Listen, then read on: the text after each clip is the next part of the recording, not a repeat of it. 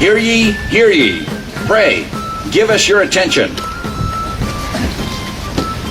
Friends, Watertonians, and honored guests, the Historical Society of Watertown welcomes you to join with us and celebrate both the first reading of the Declaration of Independence in our town on the 18th of July, 1776, and the 19th of July, 1776 signing of the Watertown Treaty.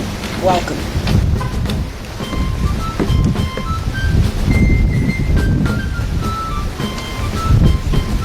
Friends, as you may know, our headquarters, the Edmund Fowle House, was requisitioned in April 1775 for the use of the council, the executive branch, when the Massachusetts legislature convened here during the first year and a half of the Revolutionary War. It was here, in an upstairs room, that the council and several committees carried on the day-to-day work of a civil government in time of war. Some of the councilors, John Hancock, John Adams, Samuel Adams, and Robert Treat Payne, had been sent to Philadelphia to represent Massachusetts in the Continental Congress. By spring of 1776, it was evident that Britain would not negotiate with the rebellious colonies. By June, when the Massachusetts House asked the towns what course they recommended, some 2/3 of them had already considered the question, and all of them had voted for independence. Most of them unanimously. As Joseph Hawley wrote from Watertown to Elbridge Gerry, "You cannot declare independence too soon." In Philadelphia, meanwhile, Virginian Thomas Jefferson led a committee polishing the document that would formally sever allegiance to Great Britain. Congress then debated Jefferson's text for 3 days and approved it at last on July 4th, 1776. On that date, John Hancock, as president of the Continental Congress, signed his name, reputedly saying that he wrote it large enough for King George to read it without his spectacles. And he ordered copies to be made by Philadelphia printer John Dunlap. While the rest of the delegates signed the original over several days, copies traveled to the governments of the 13 colonies, now states, as fast as horse and man could go. On July 16th, a copy reached the Watertown Meeting House, where the legislature was negotiating a treaty of alliance with delegates from the Micmac and St. John's Indians of Nova Scotia. These 10 delegates considered the significance of the document and were among the crowd of listeners on July 18th, when the council secretary, Perez Morton, proclaimed the Declaration of Independence to the whole town by reading it from a window of the council chamber.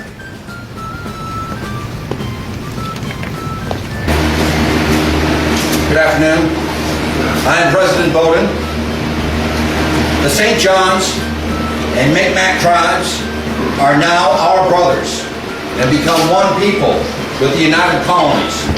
These colonies have lately, by their great council at Philadelphia, declared themselves free and independent states by the name of the United States of America.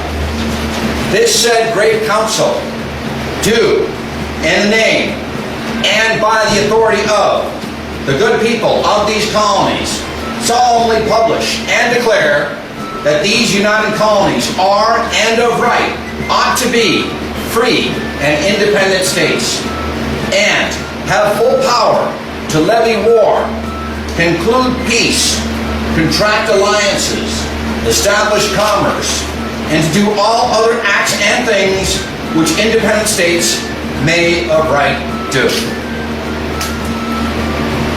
You may depend upon it that we will not break our word. We will allow all that are here present hear us, and the God of heaven hear us. And we will engage in the war, for we are brothers. We would not lie to save our right hand. We pledge our faith that we will do what we promise. And now, we shall sign the treaty.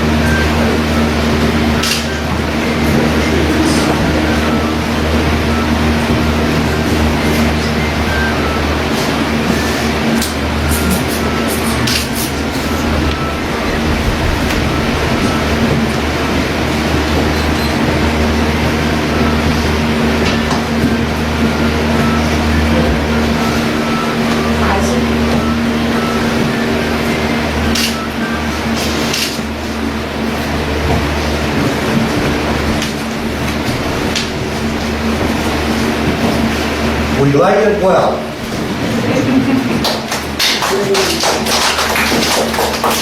Can we get the handshake one more time? Everybody want to get a shot of that? We're stuck. Here's the United States and the treaty with the Big Mac. Hip, hip, hip, hip.